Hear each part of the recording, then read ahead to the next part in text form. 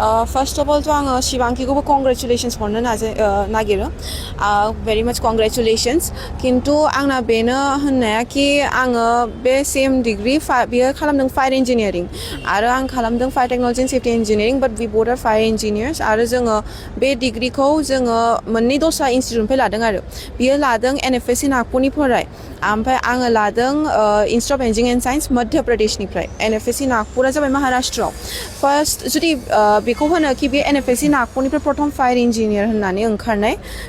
आसामनिफ्राय फिमेल्सनि आन्डाराव फर्स्ट फिमेल फायर इन्जिनियार बिलंगिं from Assam qualifying from NFSC Nagpur जुदि बे कमप्लिट स्टेटमेन्टखौ होयो होमबा बियो भेरि माच राइट नो डाउट बाट खिन्थु बेखौ जुदि आसामनि फार्स्ट फिमेल फायर इन्जिनियार होनोबा बियो आं होनो बेखौ रं खारन आं 2023आवनो ग्रेजुवेट जादोंमोन आरो आङो दा एज फायर इन्जिनियार प्रेक्टिस खालामनाया 2 बोसोर जाबाय आङो अइल इन्डिया लिमिटेडआव एज सिनियर फायर इन्जिनियार आरो आंना स्टेटुटरि पोस्टबो दङ आं अइल इन्डिया लिमिटेडआव 2 बोसोरनिफ्राय खामानि मावगासिनो एज सिनियर फायर इन्जिनियार बेहाय माने बे सोलोंथाइखौ लानो थाखाय सोरनिफ्राय इन्सपिरेसन मोनदों एक्चुअली आंबो आवगोलाव मिथियामोन कि इन्जिनियारिं अम्ब्रेलानि आन्डाराव फायर इन्जिनियारबो माबा मोनसे स्टाडि थायो होननानै जों जेनेरेलि फायर फाइटार्सफोरखौल' खोनायो कि फायर फाइटार्स फैयो अर खोमोरनो थाखाय बाट बिसिनि गोजौआव सासे फायर इन्जिनियार एभ्रि टाइम मोनसे इमारजेन्सियाव फैयो होननानै बेखौ आङो उनावसो मिन्थिनो थांदों एक्चुअलि आंनि बाबायाबो माने फायर फाइटार सासे आरो बेयो प्रेक्टिसावबो दङ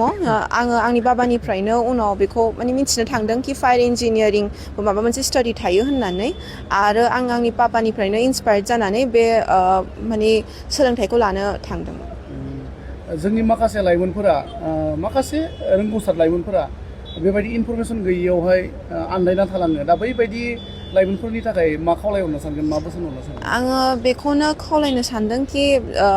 इन केस सोरबा जुदि बे ब्रान्चखौ लानो नाजायो आरो बिसोरना 12आव फिजिक्स केमिस्ट्रि मेथ्स बे मोनथाम कम्बिनेसन PCMB कम्बिनेसन दङ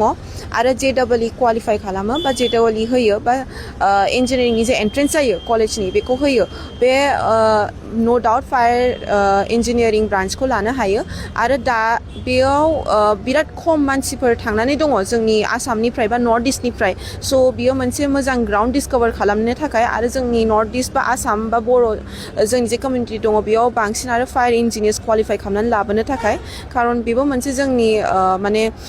रोंथि जोंनि कमिउनिटिनि थाखाय आरो लोगोसे आङो बेखौबो होननो नाजायो कि फिमेल्सखौ बांसिन मटिभेट खालामनो नाजायो आं बे मिडियामनि थ्रुयै कि बेयो मोनसे बिराद चेलेन्जिं डमेन आरो जेला नोङो बे डमेनखौ पारसिउ खालामगोन नोङो नोंनि सिंजोंनो मोनसे बिराद माने प्राउड फिल जागोन कि नोङो एबा जि फिजिकेलि चेलेन्जिं सर्ट अफ ग्राउन्डआव दिनै मेल कालिग्सजों शोल्डार टु शोल्डार नोङो माने कन्ट्रिबिउट खालामनो हागासिनो बेबायदि फिजिकेल चेलेन्जिं डमेनाव so' in that way I would like to inspire बा I would like to communicate बेबायदि मोनसे ब्रान्च थायो आरो जेसेबां हायो बिसोरो फैनो नाजानो हायो आरो इन केस माबा मोनसे गाइडेन्स नांगौ आइ एम अलवेज अपेन कमिउनिटिनि थाखाय बा जेसेबां हायो जोंनि माने इयुननि गथ'फोरनि थाखाय कि जुदि माबा मोनसे गाइडेन्स नांगौ बे ब्रान्चखौ फरायनो थाखाय मा खालामनांगौ मायाव थांनांगौ आइ M always open for that thank you